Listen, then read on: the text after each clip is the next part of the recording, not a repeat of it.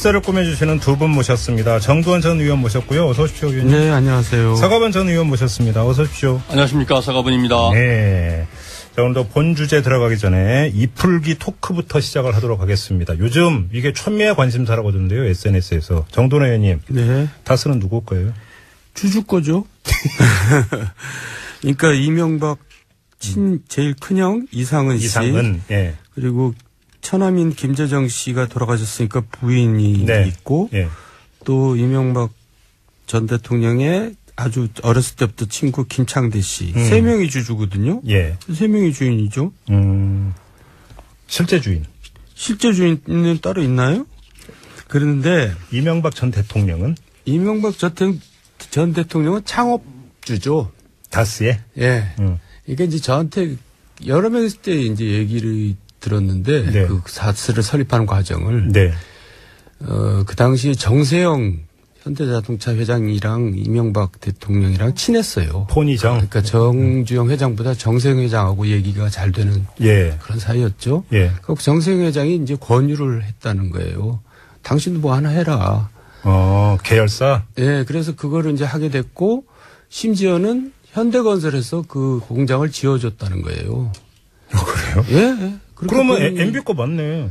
근데 이제 주주가 딴 사람 이름 돼 있으니까 그 사람들이 아니 내 거다 그러면 그 사람 거죠. 아니 근데 이제 여기서 질문의 핵심은 그 명목상의 주인과 실제 주인과 다를 수가 있는 것 아니냐라는 것이. 아니 그러니까 그 주식을 명의를 갖고 있는 사람이 죽을 때까지 내 거라 그러면 그건 할 수 없는 겁니다. 근데 이제 보통 어떻게 하냐면 이제 아들한테 이제 흔히 하는 방식이 이제 그 회사에 납품하는 회사를 하나 만들죠. 거기다 일감을 몰아주죠. 그렇죠. 그러면 회사가 굉장히 커질 거 아닙니까? 재벌이 상장을 하죠. 그렇죠. 그럼 돈이 많이 생길 거 아닙니까? 그러면 그 돈으로 이제 주식을 사들이죠. 그 세 사람한테. 그래서 이제 결국 아들한테 그 회사가 넘어가는 거거든요. 지금 저 삼성도 그렇게 해서 넘어간 거 아닙니까? 네. 너무 쉬워요. 뭐 결국 그렇게 될 겁니다. 그러면 그 주식을 사들이는 그 아들이 네. MB의 아들이다. 그렇게 되겠죠. 그러면 MB가 실소유주다. 이렇게 얘기가 그냥 중간 결론을 내려도 되는 거죠. 뭐 제가 그렇게까지 얘기할 필요는 없고 알아서들 해석하겠죠. 그러면 다스의 실소유주가 MB라면 BBK는? BBK는 김병준 거죠. 저번에도 한번 계속 이 자리에서 바로 그렇게 이제 주장을 하셨습니다. 다스의 실소유주가 MB라면 BBK하고 상관성은 더 긴밀해지는 거 아닙니까? 이제 MB가 알선을 했겠죠. BBK에 투자하도록. 투자를 알선했지 주인은 아니죠. 그래요? 네. 서가번 전 의원님. 예. 어떻게 생각하십니까? 글쎄, 이제, 그게. 왜 한숨을 쉬세요? 예, 검찰에서 지난번에 특검에서 뭐 소유가 발견되지 않았다 그랬잖아요. 그랬죠. 예. 그래서, 근데 어제 문무일 총장이 드러난 팩트를 검사들이 무시할 수 없을 거다. 수집된 증거를 그랬죠. 예, 네. 예. 네. 결국은 소환조사 할 거냐에 대한 그 답이었잖아요. 네. 이런 것들이 구체적으로 그 증거가 나와서 팩트들이 좀 달라지면 네. 수사도 진행되고 그러면서 좀 이게 갈래가 타지지 않을까요? 그래요. 이게? 알겠습니다. 뭐 계속 진행형이니까 좀 더 지켜보도록 하고요. 저는 정두원 전 의원께서 좀 더 구체적인 말씀을 해 주실 거라고 기대를 했으나. 이 정도로 구체적으로 얘기했으면 됐죠, 뭐. 그러니까 얼마나 더. 아들이 그 세 명의 주주로부터 주식을 사들일 것이다. 근데 그 아들이 이상은 씨의 아들이 아니라 이명박 전 대통령의 아들이다. 예. 여기에다가 밑줄 쫙 그으면 되는 거죠? 예, 이제 10년이나 20년 지나면 그렇게 될 겁니다. 알겠습니다. 자, 오늘 본 주제는 이건데요. 오늘 그 아침에 뉴스가 전해졌습니다. 국민의당이 비밀리에 여론조사를 했습니다. 어느 당하고 합치면 시너지 효과가 가장 크겠는가 해봤더니 바른정당과 통합할 때인 것으로 이렇게 나왔다라고 하는 여론조사 결과가 나왔다라는 건데 이게 또 유출이 돼서 언론 보도가 되면서 또 당 안팎이 시끄러웠습니다. 오늘 좀 이 문제, 이게 결국은 여의도에서 지금 계속 나오고 있는 뭐 통합 이야기, 그 한 가운데를 지금 관통하고 있는 거잖아요. 네. 자, 때가 이제 무르익고 있다 이렇게 봐도 되는 겁니까, 의원님? 그렇습니다. 지금 우리 여러 차례 얘기했잖아요.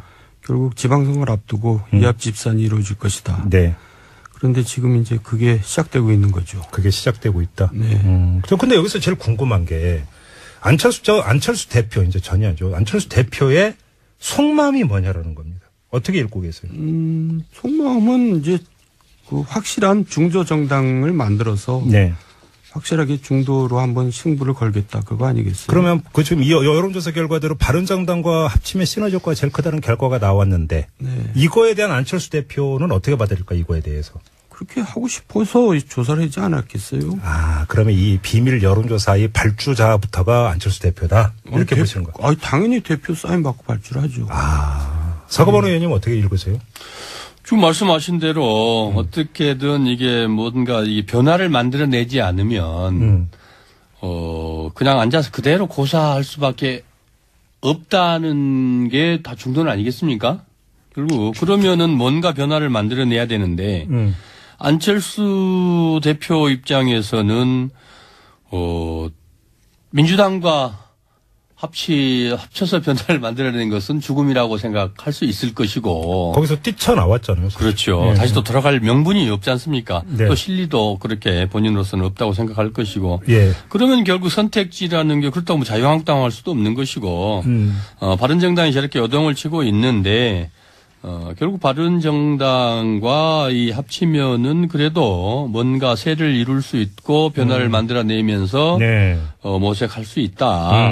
이렇게 보여지는 것이 안철수 대표의 가장 현실적 대안일 수 있겠죠. 네. 그런데 이게 이제 어떻게 해서 리크가 됐는지는 모르겠습니다만은. 그러면 이게 비밀 여론조사였음에도 불구하고 그 결과가 언론에 유출돼서 보도가 된 것도 고의적인 언론 플레이일 가능성이 높고 그 언론 플레이의 주역은 안철수 대표 측일 것이다. 이렇게 보십니까? 정치권에서 이런 것들이 뭐 그냥 어떻게 실수로 흘러나오지는 않거든요. 이건 상당히 아주 큰 빅픽처 하에서. 예, 그렇죠. 그런 건데 네. 이게 지금 이 시기에 상당히 의도해서 전략적으로 리크 시킨 게라고 봐야 안 되겠습니까? 아니 시간이 바빠요. 예. 그래요? 그렇잖아요. 지금 바른정당 전당대회가 이제 11월 4일인가? 13일. 13일인가? 예, 13일로 예정되죠. 예, 다가오고 있고 국감이 끝나면 이제 빨리 움직여야 되거든요. 그렇죠.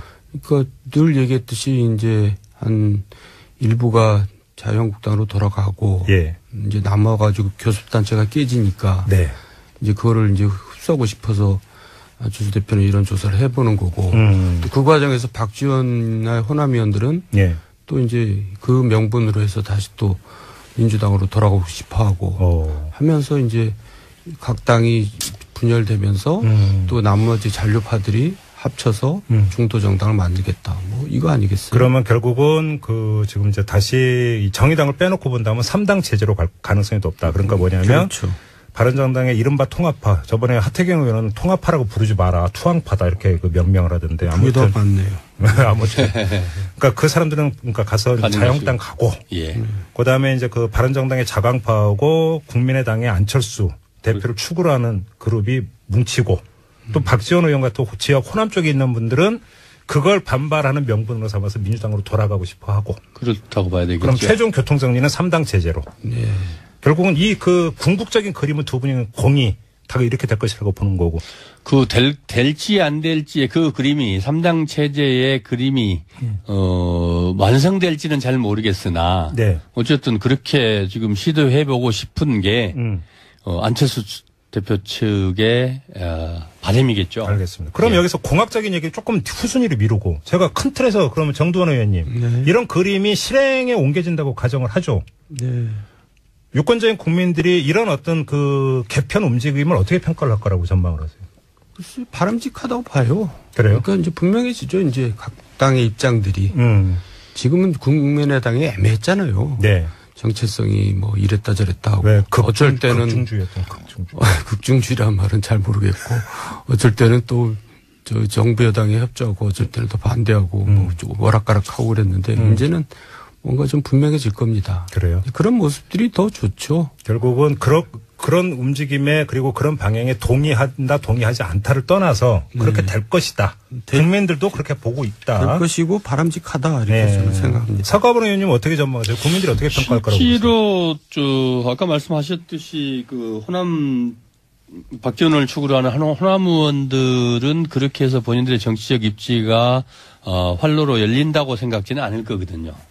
그러면은 결국 또 호남 의원들은 그렇게 그 모양 그대로 따라가지는 않고 결국 거기도 분리된다고 보면은 결국 그 남은 세력들이 바른당도 역시 마찬가지 아니겠습니까? 지금 13명 네. 정도 그러면은 많아야 한 6, 7명 남는 것이고 자강파가 그렇죠. 예. 그러면은 이게 지금 이 조사대로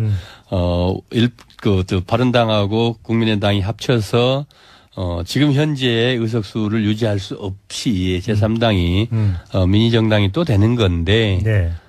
그랬을 때 얼마나 그게 현실성이 있을까 또 이익이 있을까 이런 것들이 상당히 또 논란이 많겠죠.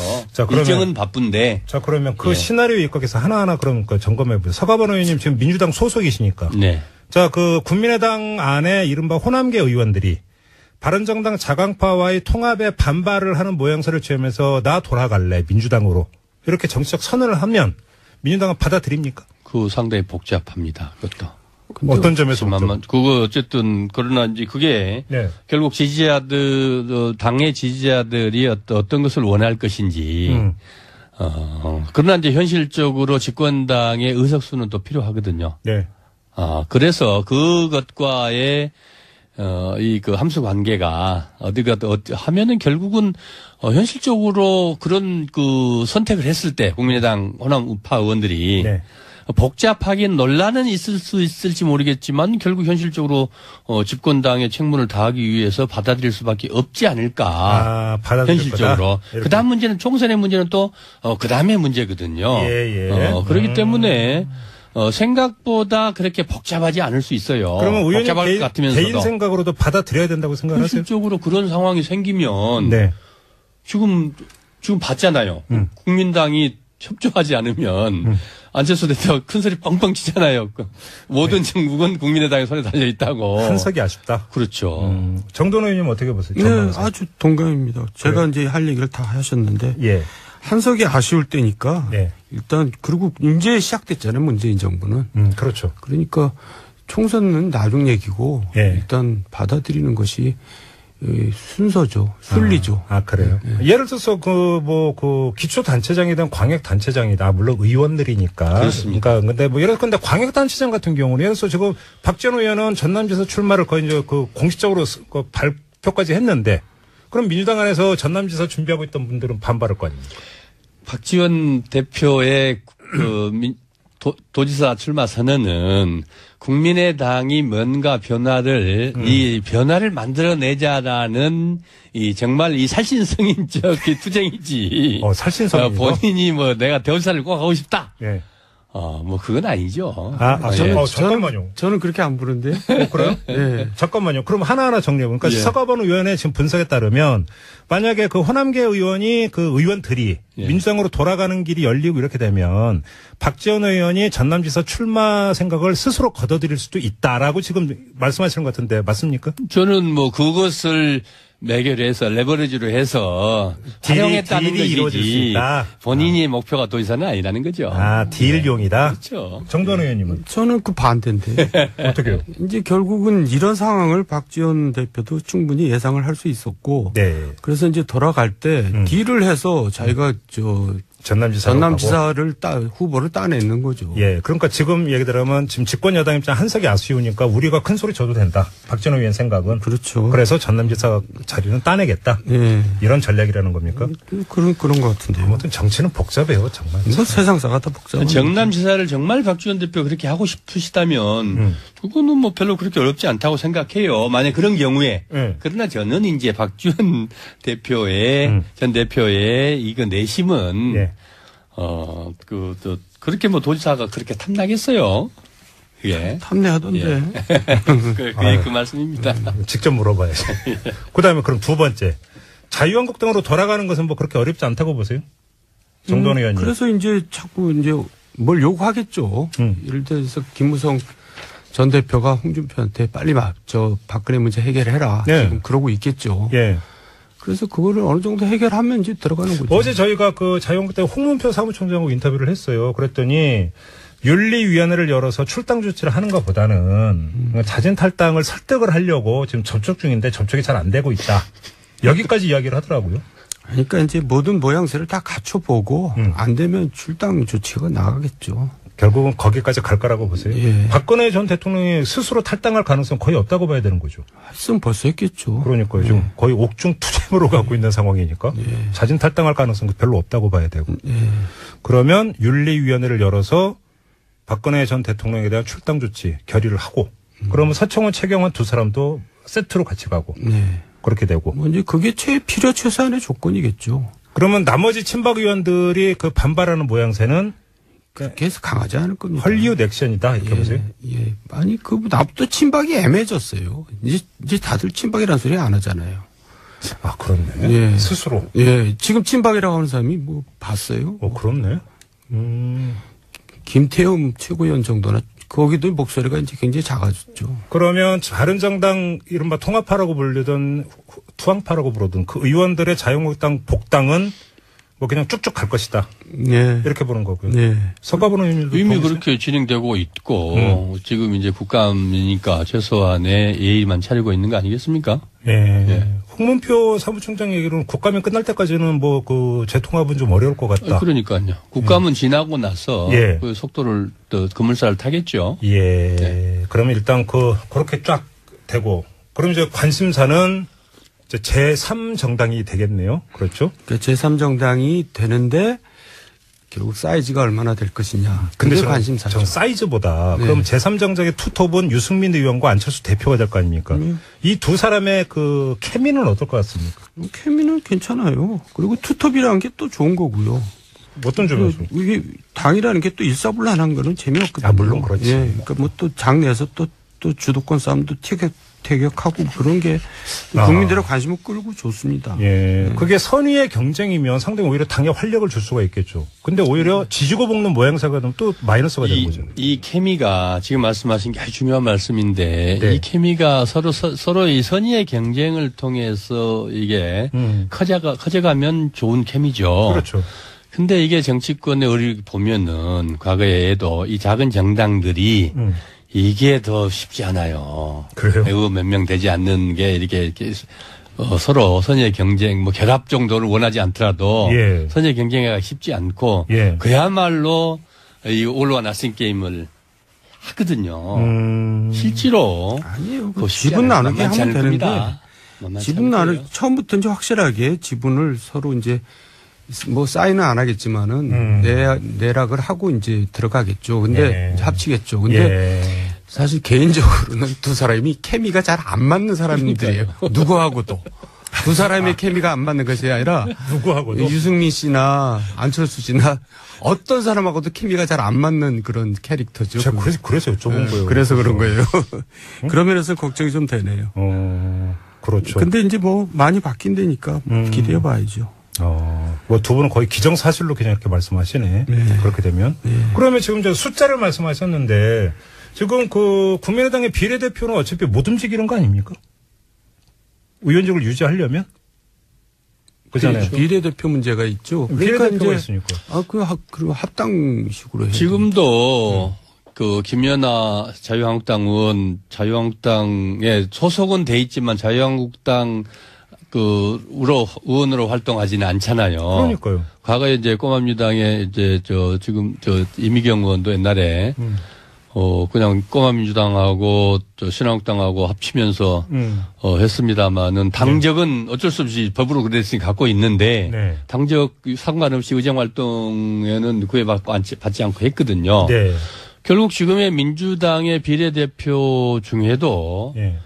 안철수를 추종한 안철수 측은 그럴 수 있지만 그 중에 몇 명은 꼭 그럴 수 있을까? 그것도 한번 따져봐야 될 겁니다. 그러니까 비례로 그냥 소속은 그대로 갖고 있을 수, 당정은 갖고 있지만, 예.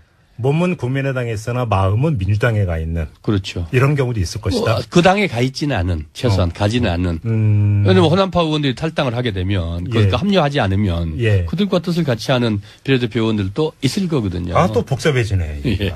그래서 생각보다 사이즈가 그렇게 커지지 않을 가능성이 높아요. 그래요. 그럼 아무튼 이렇게 이제 본격적인 개편의 타이밍은 국정감사가 끝나고 나서. 네. 그럼 이제 11월 이제 초반부터라고 봐야 되는 거 아니겠습니까? 그렇네요. 근데 지금 정치 일정에 따르면 국정감사 끝나면 이제 국회에서 예산안 심의 이런 거 말고 특별한 정치 일정으로 개헌안을 도출을 해야 돼. 2월까지라고 지금 시한이 나오지 않았습니까? 그다음에 이제 문재인 대통령은 개헌안이 만들어질 때 선거제 개편도 같이 이야기돼야 된다고 여야 대표 회동에서 분명히 언급을 했고 이 이야기하고 같이 연동이 되면서 움직일 가능성은 어떻게 보세요? 개헌안은 진도가 잘 안 나갈 겁니다. 일단 자유한국당에서 이제 전혀 생각이 없고요. 솔직히 개헌 어렵다고 보세요? 예, 그래서 이제 대통령 발의로는 가능하죠. 근데 결국 그게 또 국회 와야 되니까. 근데 어쨌든 이 개헌이 이루어지면은 국회 발의는 아니고 대통령 발의가 될 겁니다. 그렇게 전망하세요? 예. 자유한국당이 생각이 전혀 없어요, 개헌에 대해서? 아니, 홍준표가 없다고 얘기했잖아요. 지금 국회에서 여야 어떤 의원들을 만나서 얘기해도 개헌안 가지고 얘기한 사람은 없습니다. 실제로 말씀드려서 특히나 권력구조 문제가 그래요? 상정이 돼서 무슨 변화가 있을 거라는 생각은 아예 다들 그건 어렵다 그러고요. 그나마 이제 기본권 조항이라든지 경제 조항이라든지 이런 것들을 좀 합의해낼 수 있으면 그래도 국민에 대한 최소한의 도리는 있다. 이런 정도 생각을 하는 건데. 오히려 무슨 동상인이 이런 문제가 지금 그러니까 지금 말씀드리려고 하는데 그런 것 문제까지도 지금 겹쳐서 공청회조차도 지금 못하고 있거든요. 그런 문제보다도요. 개헌을 지방자치선거랑 같이 하면 여당한테 절대적으로 유리합니다. 그렇죠. 왜냐하면 개헌 투표 찬성하면서 다 1번 찍거든요. 그래서 지금 일당이 문제가 되게 중요하죠. 그러면 개헌 빼고 선거제만 논의될 가능성? 지금 정개특위가 구성이 됐습니다. 원혜영 민주당 의원이 위원장으로 해서 여야 정개특위가 구성이 돼서 지금 논의를 하고 있어요. 그런데 이제 핵심이 지금 선거법 아니겠습니까? 그렇죠. 권역별 비례대표라든지 어떤 형태로든지 선거법이 돼야 되는데. 그게 지금 자유한국당의 생각이 너무 달라요. 지금. 그래서 그다음에 중대선거구하고 이리저리 하면 비례대표를 좀 늘려야 되는 이 부분도 있는데 그건 또 시민단체라든지 우리 국민들이 또 원하지 않잖아요. 국회 의석을 늘려주는 게. 그러니까 거기도 지금 첩첩산중입니다. 그래서 어떤 안을 어떻게 만들어낼지를 모르겠는데 선거구를 조정하는 문제가 과연 정개특위에서 합의해낼 수 있을까? 저는 좀 기대난망이라고 그것도 보여집니다. 어렵다. 만만치 않아요. 개헌보다도 더 어려운 더 어렵죠. 직접적인 이해관계 걸려 있습니다. 합쳐서 중도정당을 만들겠다. 이거 아니겠어요? 그러면 결국은 지금 이제 다시 정의당을 빼놓고 본다면 3당 체제로 갈 가능성이 높다. 그러니까 뭐냐면 그렇죠. 바른정당의 이른바 통합파. 저번에 하태경 의원은 통합파라고 부르지 마라. 투항파다. 이렇게 명명을 하던데. 그게 더 맞네요. 아무튼. 그러니까 그 사람들은 가서 자유한국당 가고. 그 다음에 이제 바른정당의 자강파하고 국민의당의 안철수 대표를 축으로 하는 그룹이 뭉치고 또 박지원 의원 같은 지역 호남 쪽에 있는 분들은 그걸 반발하는 명분으로 삼아서 민주당으로 돌아가고 싶어 하고. 그렇다고 봐야 되겠죠. 그럼 최종 교통정리는 3당 체제로. 결국은 궁극적인 그림은 두 분이 공이 다 이렇게 될 것이라고 보는 거고. 될지 안 될지의 그 그림이 3당 체제의 그림이 완성될지는 잘 모르겠으나 어쨌든 그렇게 지금 시도해보고 싶은 게 안철수 대표 측의 바람이겠죠. 알겠습니다. 그럼 여기서 공학적인 얘기 조금 후순위로 미루고 제가 큰 틀에서 그러면 정두원 의원님 이런 그림이 실행에 옮겨진다고 가정을 하죠. 유권자인 국민들이 이런 어떤 개편 움직임을 어떻게 평가를 할 거라고 전망을 하세요? 글쎄, 바람직하다고 봐요. 그래요? 그러니까 이제 분명해지죠. 이제 각 당의 입장들이. 지금은 국민의당이 애매했잖아요. 정체성이 이랬다 저랬다 하고. 어쩔 때는. 극중주의였던 극중주의란 말은 잘 모르겠고. 어쩔 때는 또 정부 여당에 협조하고 어쩔 때는 또 반대하고 조금 오락가락하고 그랬는데 이제는 뭔가 좀 분명해질 겁니다. 그래요? 그런 모습들이 더 좋죠. 결국은 그런 움직임에 그리고 그런 방향에 동의한다 동의하지 않다를 떠나서 그렇게 될 것이다. 국민들도 그렇게 보고 있다. 될 것이고 바람직하다 이렇게 저는 생각합니다. 서가번 의원님 어떻게 전망하세요? 국민들이 어떻게 평가할 거라고 보세요? 실제로 아까 말씀하셨듯이 그 호남 박지원을 축으로 하는 호남 의원들은 민주당과 합쳐서 변화를 만들어내는 것은 죽음이라고 생각할 수 있을 것이고. 거기서 뛰쳐나왔잖아요. 사실. 그렇죠. 네. 다시 또 돌아갈 명분이 없지 않습니까? 네. 또 실리도 그렇게 본인으로서는 없다고 생각할 것이고. 예. 그러면 결국 선택지라는 게 그렇다고 뭐 자유한국당 할 수도 없는 것이고. 바른정당이 저렇게 여동을 치고 있는데 결국 바른정당과 이 합치면은 그래도 뭔가 세를 이룰 수 있고 변화를 만들어내면서 네. 모색할 수 있다. 이렇게 보여지는 것이 안철수 대표의 가장 현실적 대안일 수 있겠죠. 네. 그런데 이게 이제 어떻게 해서 리크가 됐는지는 모르겠습니다만은. 그러면 이게 비밀 여론조사였음에도 불구하고 그 결과가 언론에 유출돼서 보도가 된 것도 고의적인 언론 플레이일 가능성이 높고 그 언론 플레이의 주역은 안철수 대표 측일 것이다. 이렇게 보십니까? 정치권에서 이런 것들이 뭐 그냥 어떻게 실수로 흘러나오지는 않거든요. 이건 상당히 아주 큰 빅픽처 하에서. 예, 그렇죠. 그런 건데 네. 이게 지금 이 시기에 상당히 의도해서 전략적으로 리크 시킨 게라고 봐야 안 되겠습니까? 아니 시간이 바빠요. 예. 아, 그래요? 그렇잖아요. 지금 네. 바른정당 전당대회가 이제 11월 4일인가? 13일. 13일인가? 예, 13일로 예정되어 예, 있죠. 다가오고 있고 국감이 끝나면 이제 빨리 움직여야 되거든요. 그렇죠. 그러니까 늘 얘기했듯이 이제 한 일부가 자유한국당으로 돌아가고 예. 이제 남아가지고 교섭단체가 깨지니까 네. 이제 그거를 이제 흡수하고 싶어서 안철수 대표는 이런 조사를 해보는 거고 또 그 과정에서 박지원이나 호남 의원들은 예. 또 이제 그 명분으로 해서 다시 또 민주당으로 돌아가고 싶어 하고 하면서 이제 각 당이 분열되면서 또 나머지 잔류파들이 그 세 명의 주주로부터 주식을 사들일 것이다. 예, 근데 그 나중에, 아들이 이상은 씨의 아들이 아니라 이명박 전 대통령의 아들이다. 예. 여기에다가 밑줄 쫙 그으면 되는 거죠? 예, 이제 10년이나 20년 지나면 그렇게 될 겁니다. 알겠습니다. 자, 오늘 본 주제는 이건데요. 오늘 아침에 뉴스가 전해졌습니다. 국민의당이 비밀리에 여론조사를 했습니다. 어느 당하고 합치면 시너지 효과가 가장 크겠는가 해봤더니 바른정당과 통합할 때인 것으로 이렇게 나왔다. 라고 하는 여론조사 결과가 나왔다라는 건데 이게 또 유출이 돼서 언론 보도가 되면서 또 당 안팎이 시끄러웠습니다. 오늘 좀 이 문제 이게 결국은 여의도에서 지금 계속 나오고 있는 뭐 통합 이야기 그 한 가운데를 지금 관통하고 있는 거잖아요. 네. 자, 때가 이제 무르익고 있다 이렇게 봐도 되는 겁니까, 의원님? 그렇습니다. 우리 여러 차례 얘기했잖아요. 결국 지방선거를 앞두고 이합 집산이 이루어질 것이다. 네. 그런데 지금 이제 그게 시작되고 있는 거죠. 그게 시작되고 있다. 네. 저 근데 여기서 제일 궁금한 게 안철수 대표 이제 전이하죠. 안철수 대표의 속마음이 뭐냐라는 겁니다. 어떻게 읽고 계세요? 속마음은 이제 확실한 중도 정당을 만들어서 네. 확실하게 중도로 한번 승부를 걸겠다 그거 아니겠어요? 그러면 지금 이 여론조사 결과대로 바른정당과 합치면 시너지 효과가 제일 크다는 결과가 나왔는데 네. 이거에 대한 안철수 대표는 어떻게 받아들일까 이거에 대해서? 그렇게 하고 싶어서 조사를 하지 않았겠어요? 아, 그러면 이 비밀 여론조사의 발주자부터가 안철수 대표다 이렇게 보시는 거예요? 당연히 대표 사인 받고 발주를 하죠. 서가번 의원님 어떻게 읽으세요?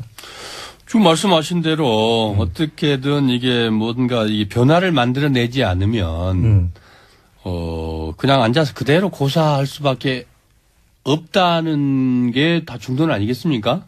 결국 그러면은 뭔가 변화를 만들어내야 되는데 안철수 대표 입장에서는 식사를 꾸며주시는 두 분 모셨습니다. 정두원 전 의원 모셨고요. 어서 오십시오, 의원님. 네, 안녕하세요. 서가번 전 의원 모셨습니다. 어서 오십시오. 안녕하십니까, 서가번입니다. 네. 자, 오늘도 본 주제 들어가기 전에 이풀기 토크부터 시작을 하도록 하겠습니다. 요즘 이게 촌미의 관심사라고 하던데요, SNS에서. 정두원 의원님. 네. 다스는 누구 거예요? 주주 거죠. 그러니까 이명박 제일 큰형 이상은 씨. 이상은, 예. 그리고 처남인 김재정 씨가 돌아가셨으니까 부인이 네. 있고 예. 또 이명박 전 대통령의 아주 어렸을 때부터 친구 김창대 씨. 세 명이 주주거든요. 예. 세 명이 주인이죠. 실제 주인. 실제 주인은 따로 있나요? 그런데 이명박 전 대통령은? 이명박 전 대통령은 창업주죠. 다스에? 예. 이게 이제 저한테 여러 명 있을 때 이제 얘기를 들었는데 네. 그 다스를 설립하는 과정을. 네. 그 당시에 정세영 현대자동차 회장이랑 이명박 대통령이랑 친했어요. 폰이정. 그러니까 정주영 회장보다 정세영 회장하고 얘기가 잘 되는 예. 그런 사이였죠. 예. 그 정세영 회장이 이제 권유를 했다는 거예요. 당신도 뭐 하나 해라. 계열사? 예, 그래서 그거를 이제 하게 됐고 심지어는 현대건설에서 그 공장을 지어줬다는 거예요. 그래요? 예. 그러면 MB 거 맞네. 근데 이제 주주가 딴 사람 이름 돼 있으니까 그 사람들이 아니 내 거다 그러면 그 사람 거죠. 아니 근데 이제 여기서 질문의 핵심은 그 명목상의 주인과 실제 주인과 다를 수가 있는 것 아니냐라는 것이. 아니 그러니까 그 주식을 명의를 갖고 있는 사람이 죽을 때까지 내 거라 그러면 그건 할 수 없는 겁니다. 근데 이제 보통 어떻게 하냐면 이제 아들한테 이제 흔히 하는 방식이 이제 그 회사에 납품하는 회사를 하나 만들죠. 거기다 일감을 몰아주죠. 그렇죠. 그럼 회사가 굉장히 커질 거 아닙니까? 재벌이 상장을 하죠. 그렇죠. 그럼 돈이 많이 생길 거 아닙니까? 그러면 그 돈으로 이제 주식을 사들이죠. 그 세 사람한테. 그래서 이제 결국 아들한테 그 회사가 넘어가는 거거든요. 지금 저 삼성도 그렇게 해서 넘어간 거 아닙니까? 네. 너무 쉬워요. 뭐 결국 그렇게 될 겁니다. 그러면 그 주식을 사들이는 그 아들이 네. MB의 아들이다. 그렇게 되겠죠. 그러면 MB가 실소유주다. 이렇게 얘기가 그냥 중간 결론을 내려도 되는 거죠. 뭐 제가 그렇게까지 얘기할 필요는 없고 알아서들 해석하겠죠. 그러면 다스의 실소유주가 MB라면 BBK는? BBK는 김경준 거죠. 저번에도 한번 계속 이 자리에서 바로 그렇게 이제 주장을 하셨습니다. 다스의 실소유주가 MB라면 BBK하고 상관성은 더 긴밀해지는 거 아닙니까? 이제 MB가 알선을 했겠죠. BBK에 투자하도록. 투자를 알선했지 주인은 아니죠. 그래요? 네. 알겠습니다. 서가번 전 의원님. 예. 어떻게 생각하십니까? 글쎄, 이제, 그게. 왜 한숨을 쉬세요? 예, 검찰에서 지난번에, 특검에서 뭐, 소유가 발견되지 않았다 그랬잖아요. 그랬죠. 예. 그래서, 근데 어제 문무일 총장이, 드러난 팩트를 검사들이 무시할 수 없을 거다. 수집된 증거를 그랬죠. 예, 네. 예. 네. 결국은 소환조사 할 거냐에 대한 그 답이었잖아요. 네. 이런 것들이 구체적으로 그 증거가 나와서 팩트들이 좀 달라지면 네. 수사도 진행되고 그러면서 좀 이게 갈래가 타지지 않을까요? 그래요. 예? 알겠습니다. 뭐 계속 진행형이니까 좀 더 지켜보도록 하고요. 저는 정두환 전 의원께서 좀 더 구체적인 말씀을 해 주실 거라고 기대를 했으나 이 정도로 구체적으로 얘기했으면 됐죠, 뭐. 그러니까 얼마나 더. 아들이